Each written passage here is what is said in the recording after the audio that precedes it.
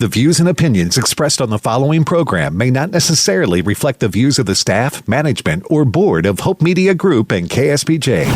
It's what's happening around us, in our town, suburb, city, in our community. It's Community Beat with Kim Kasi McKee on 89.3 KSBJ. Well, hello and welcome to Community Beat, where we're keeping you tuned into the topics that are impacting our local communities and helping them thrive.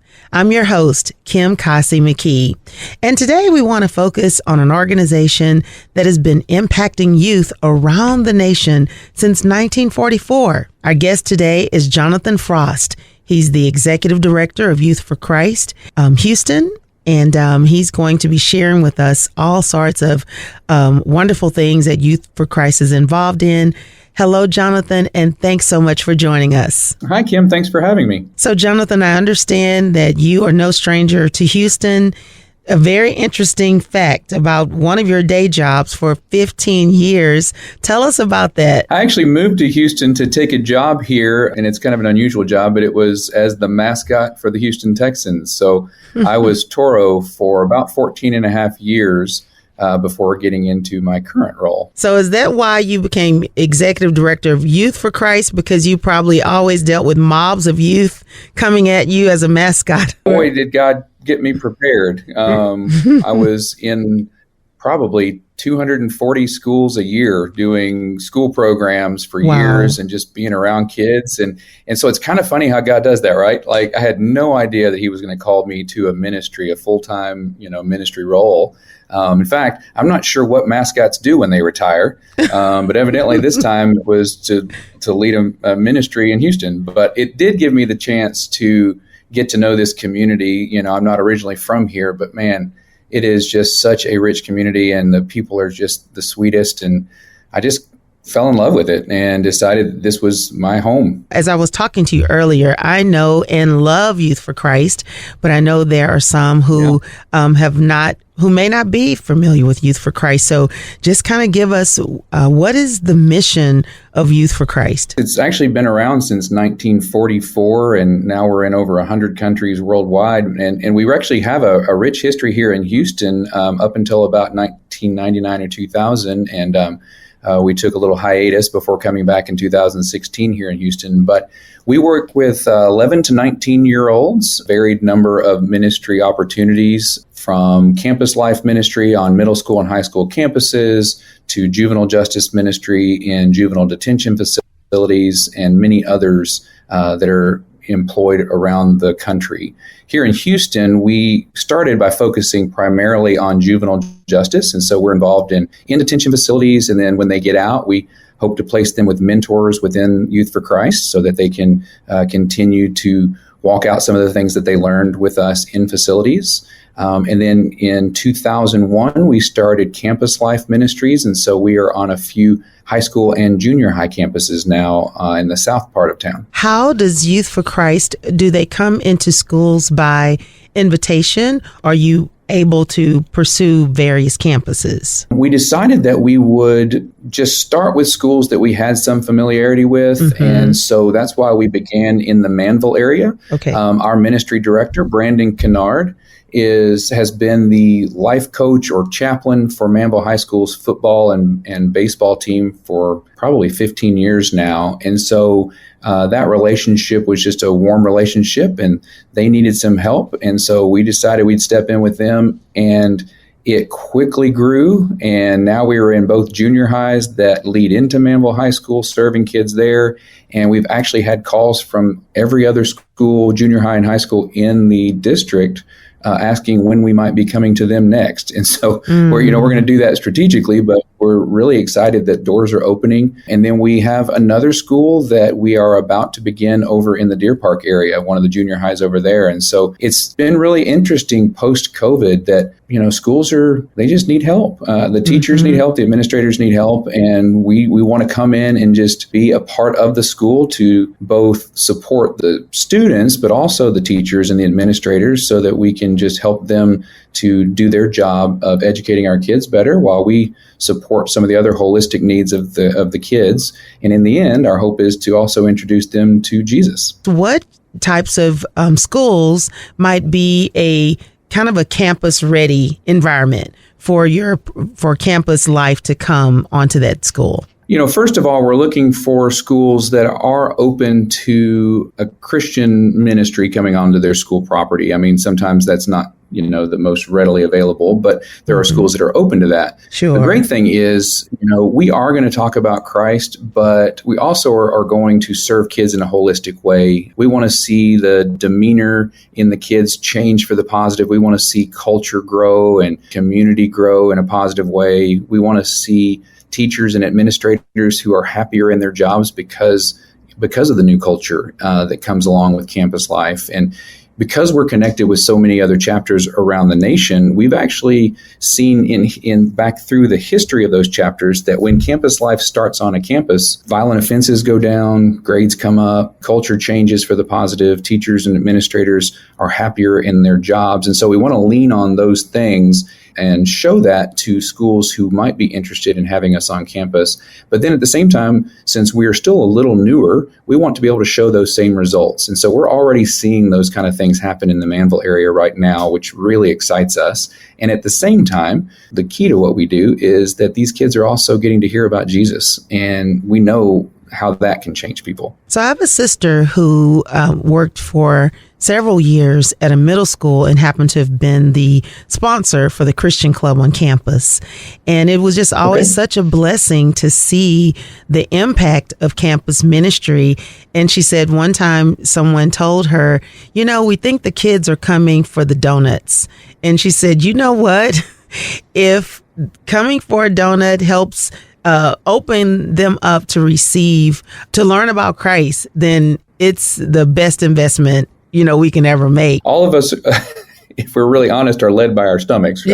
Yes. And it's no different with kids. That's I'm telling you, we provide donuts or chips, or you can put queso on anything and kids come for it. So we do all kinds of things like that and provide snacks. And you're right. I think a lot of kids do come for the snacks, but what kids are wanting right now that they might not even know is just connection. That's right. In this time period that we're in right now where everybody is so disconnected, especially post-pandemic, yes, kids are craving that. And so if we can invite them in through snacks and then show them that they're really loved and cared for and that people really are there for them, they keep coming back. And, right. While they're coming back, we have that opportunity to build relationships with them. And then we share Christ through our own stories, just through who we are. Mm-hmm. And it really does make a huge difference in their lives, which is wonderful. And that's where that culture changes and the community changes. Even some of the teachers who were working with her, their lives were impacted and strengthened, and they became stronger in their walk with the Lord through working with these children.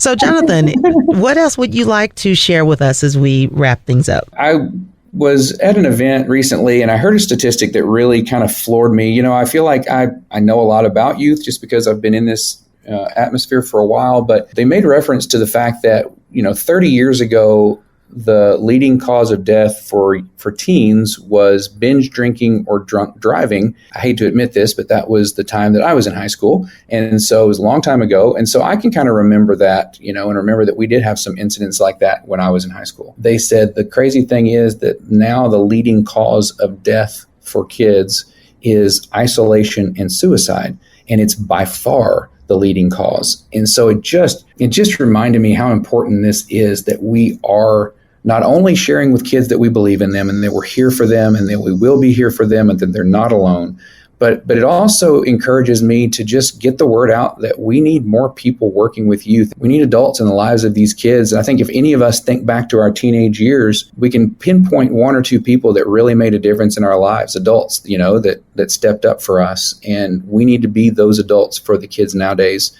for different reasons. The binge drinking and drunk driving, both of those things are associated with a social life. It's people getting together and partying and all that back in the day. The opposite is happening now. It's isolation. These kids think that they have a social life because they're connected online through video games or through social media and other things. But you and I know you need to be with people, physically with people, to feel like you actually are complete in a social environment. And so we want to provide more of those opportunities for these kids so that they have a place to go where they're welcome. And you mentioned earlier being your friend who had a Christian club on campus. Mm-hmm. When we went onto campus for the first time, I was reminded by people at our national office, remember, you are not a Christian club. You are a ministry. You are a mission into a mission field, looking for those kids who feel like that they don't belong or that they aren't accepted. And we are there to create an environment where they are accepted, no questions asked, wherever they're coming for, so we can meet them where they are with all the junk in their lives that they have, and we can show them that they're loved and cared for. And through those relationships that we build, we get to share with them then that there's someone else who loves them even more than we could ever. And that he is the one who has created them for special things, and that they are not a mistake, and that all these worries that they have can be given to someone who can take them. And so I feel like it's just such important work, and it's so rewarding as the adult getting to do it. And so I really hope that this motivates people to look for ways to be involved in the lives of youth and get out there and let them know that they're awesome. And they're made with a purpose for a purpose. Well, we should all be encouraged to reach out and encourage a youth today. We don't have to wait for the very next opportunity. That's right. That's right. Every day. Yes, that's right. Today and every day. So, Jonathan, we are grateful for your heart for youth and for the heart of Youth for Christ that has impacted and continues to pour into the lives of youth around the nation. And so our prayers are with you as you continue in your great mission. Thank you very much. And I really appreciate this time to share about our kids. We love them. Thanks again to our guest today. Jonathan Frost has been with us. He's the Executive Director of Youth for Christ Houston. And to learn more about Youth for Christ, go to yfchouston.org. That's yfchouston.org. And today we're raising awareness for ways that you can become involved with children and families who are engaged in the foster care system. My guest is Genesis Elizondo, who serves as the faith-based and community engagement specialist with the Texas Department of Family and Protective Services. Well, hello, Genesis. Welcome, and thank you so much for joining us today.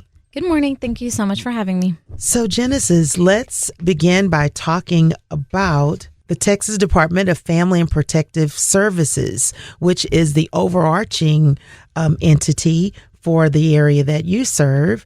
So tell us, what are some of the services that are offered through the Texas Department of Family and Protective Services? Yes, and I will go ahead and use the acronym, which is DFPS, that stands for Texas Department of Family and Protective Services. So will I going forward. So DFPS is tasked with investigating allegations of and reports of abuse or neglect on children and even the elderly and disabled. And so within DFPS, there is something called Child Protective Investigations. Of course, we use the acronym CPI. Mm-hmm. And so when someone calls the hotline, the 1-800 number, then CPI, if it meets criteria, CPI is required to follow up and conduct an investigation. And after an investigation's closed, it might be closed if there are no concerns. But if there are concerns, it's possible that they may refer the case to what's called family-based safety services. And that's one of the stages of service within Child Protective Services, also called CPS. Okay. So you have Child Protective Investigations, you have Child Protective Services. Okay. Family-based safety services, or FBSS, is a stage. And so that provides ongoing support for families who might have needs and where CPS may have concerns of safety for the children. So some of those services might be substance abuse treatment or therapy for the family or for the children. It's a way for CPS to not monitor, but just support and visit the family and ensure that the goal is to address any safety concerns. That's another stage. Another stage of service within Child Protective Services is called, the acronym for that is CVS. So conservatorship cases, it's kind of a stage where it's a last result. So CPS and DFPS always wants to have a least restrictive environment because it's important for families to be together. We do not want to disrupt the family unit. However, in some cases where there's serious safety concerns, they may have to do things like ask family to get involved. Like, okay, we have concerns here, but do you think you have a relative or a friend who can come check in with you guys or come stay. So that way we keep the family together, right? Mm-hmm. If that's not possible, they may even ask, okay, well, we're very concerned with this parent. Do you think this parent's willing to leave the home? So that way the children can stay with the parents and stay in their home, right? With someone who they know and love. So they try to implement a lot of things. If that's not possible, maybe the mom might say, well, okay, maybe my child can go stay with mom or a family member while this issue is addressed, right? So all those things are ways that CPS tries to avoid removing the child from their home if possible, because safety is always the number one concern. When none of those things are possible, then CPS does, or investigations as well, they might seek to remove the child from the home. And that is something that happens as a last resort to ensure child safety. And when that happens, it becomes a legal conservatorship case because a judge is involved, and a judge has to make that determination whether or not the children can be removed from the home. So what is the magnitude of children that are involved, that are part of or under the care of the DFPS? So last year, there were over 21,000 children and youth in the foster care system. So when children are in the foster care system, it's because it's already a legal case. So, okay. Right? And so like these numbers are from last year, the 21,000. Some of those might be with family. Okay. Staying with family, grandmother, aunt, or even a friend. And some of those might even be with their parents. Okay. Because the goal is always to reunify the children back to their parents. That is always the primary goal. Sure. However, if in some cases if that's not possible, then they might try to say, well, do you have family? Do you have friends? And then if that's not possible, then they'll say, okay, we'll look for foster homes. Okay. And sometimes if that's not possible, well, okay, let's try to look for possibly a residential treatment center and maybe see if the child or youth can stay there. And in some cases, when there are no placements available, then the child or youth has to stay in a hotel. CPS, Child Protective Services staff, stay and are responsible for their care. Whatever measure that's necessary to make sure that that child remains safe. Yes. So let's talk a little bit about the area that you're serving, the faith-based and community engagement specialist. What does that job entail? How do you interact in the system? So the FBCE, or faith-based and community engagement team, we have a team of 6 here in this area, which is the Houston and Greater Houston area.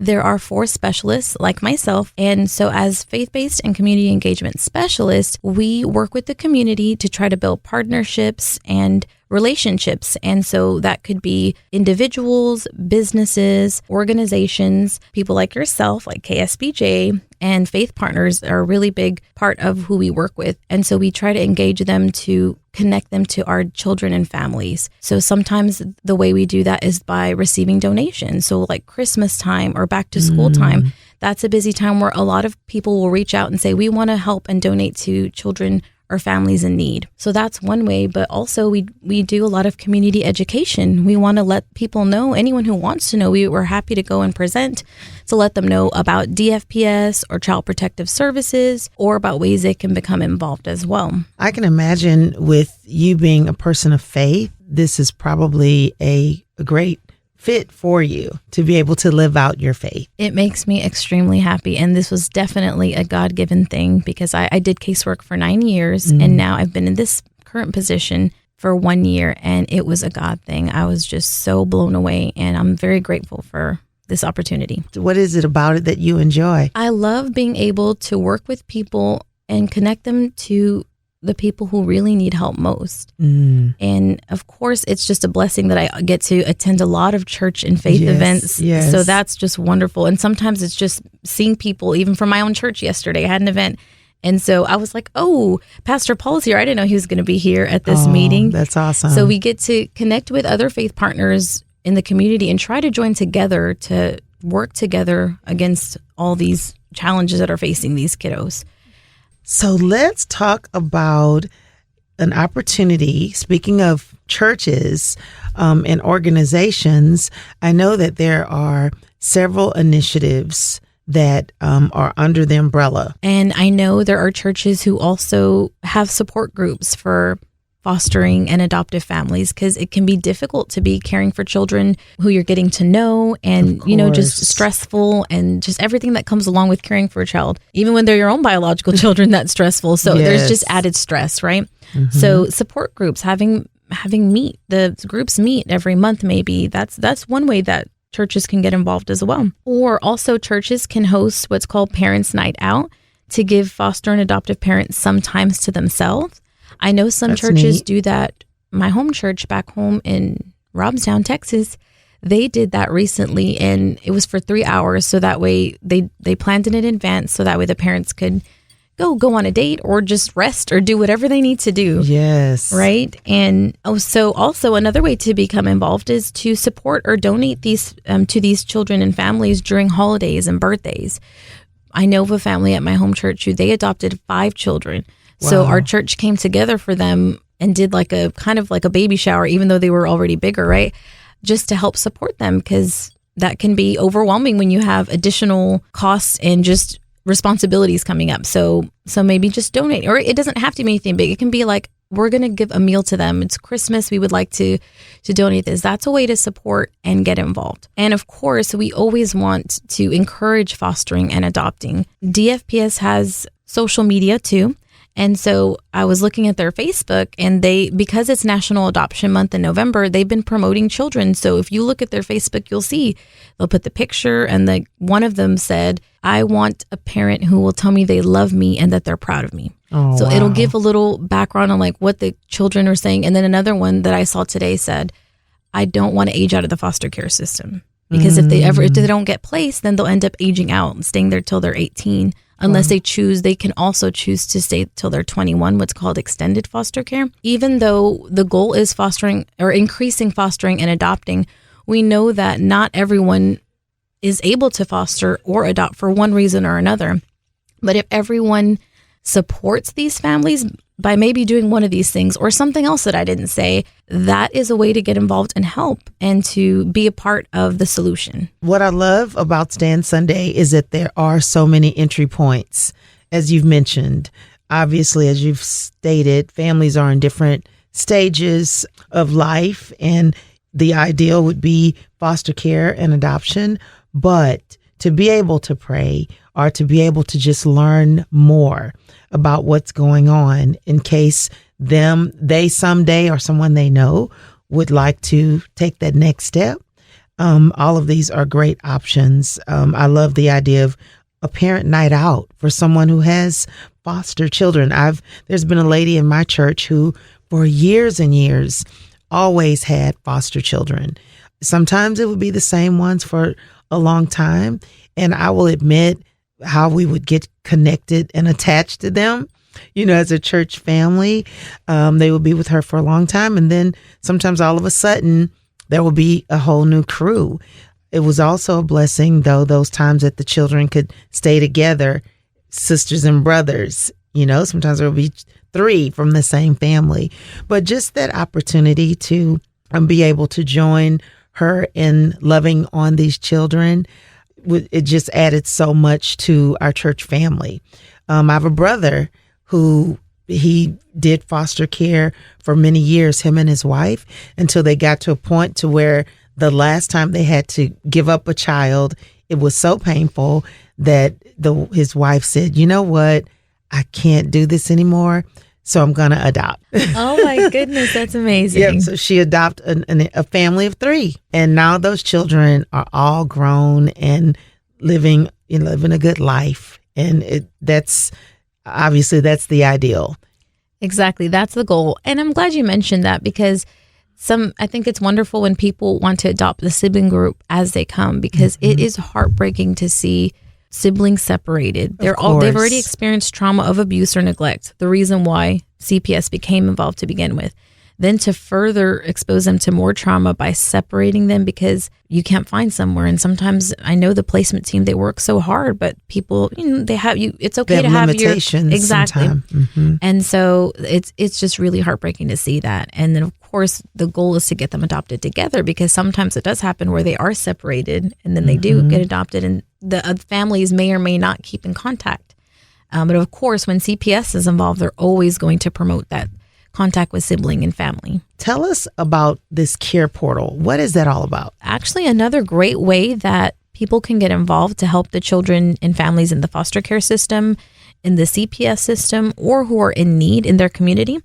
And Care Portal is an electronic tool, and it's a way to connect churches and communities to children and families in need. So I know as far as Child Protective Services, when CPS uses it, if a caseworker goes out into a home and sees they're in the home, they have multiple children and they're all sleeping on the floor. Okay. So they might say, okay, we need 3 beds, right? So they can go on their phone or on the computer and submit the request to let the community know the need. And so for those churches or businesses who they call champions who are involved, Care Portal will send them an email notifying them of the need. And it's not just for everywhere. So you only get notified of the needs in your local community. Like they go by zip code, right? And so, of course, we want churches, if they see the need, to pray for this because it gives some information about what's going on. And ideally, the goal is to get that need met. And so, of course, that is a blessing to the family. They have the need met. And then it's also an opportunity for the churches to be the hands and feet and to be there for these families when they're hurting because they get to meet them. Because the families will sign a release of information that gives permission for these the churches or the families to go and visit them to provide that need, and it's okay to offer to pray for them. And the goal is that we want there to be support in general, so maybe they can maintain some kind of relationship or build a relationship, whether they attend that church or not. But just for the community to know there are people who care. There's people in churches, there's people in the community who want to help and be there for them. Where do people go to connect with the Care Portal? There is the website Care Portal. Okay. And also, I am happy to talk to anyone who wants to learn more about Care Portal. We have 2 people that we work with here in the greater Houston area, Terrence Campbell and Star Williams. They are our Care Portal stars, and so they cover all of this area. And they work really hard to try to get more churches involved. And they even work with school districts and with Child Protective Services as well to connect. And we train them together too. The Care Portal staff train churches so they know how to approach things. And then they also train the staff who are going to use Care Portal as a requesting agency as well. Wow, this site is really amazing. It's careportal.org. And I'm looking, it says to make a difference right here, right now in the life of a child. And all kinds of things come up. It says needs such as a bed, a car seat, rent assistance. And obviously there's someone that's making that connection for that need to be met. And so this really gives an opportunity for a business, a church, an individual to make an impact, whether or not they're adopting a child or not. There's something that they can do to impact these children's lives. So I definitely want to encourage you to go onto that site, careportal.org. If you're listening and you say, wow, what difference can I make? Well, a world of difference, Exactly. You can meet the need, meet the family, and whether or not there's a relationship maintained, you know about them and you can pray for them. I would imagine, Genesis, that of all the partners that you would engage with, the faith community must be a home run. Churches, people of faith, people who want to live out their Christian values. Exactly. And actually the model that FBCE, or faith-based and community engagement, works with is this idea that it takes a village to raise a child. It's this idea that CPS does its part. It's responsible for caring for the children while they're in care.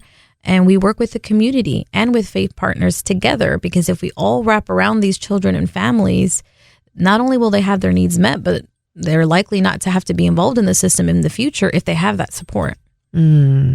So tell us, I know that there are some different initiatives that you do through your engagement.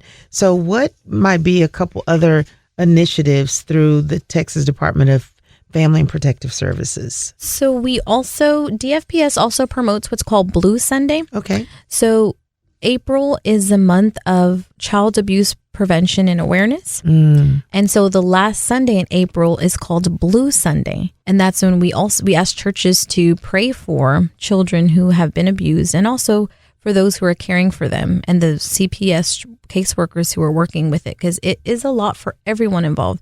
The children often are traumatized. They've been hurt in some way or neglected.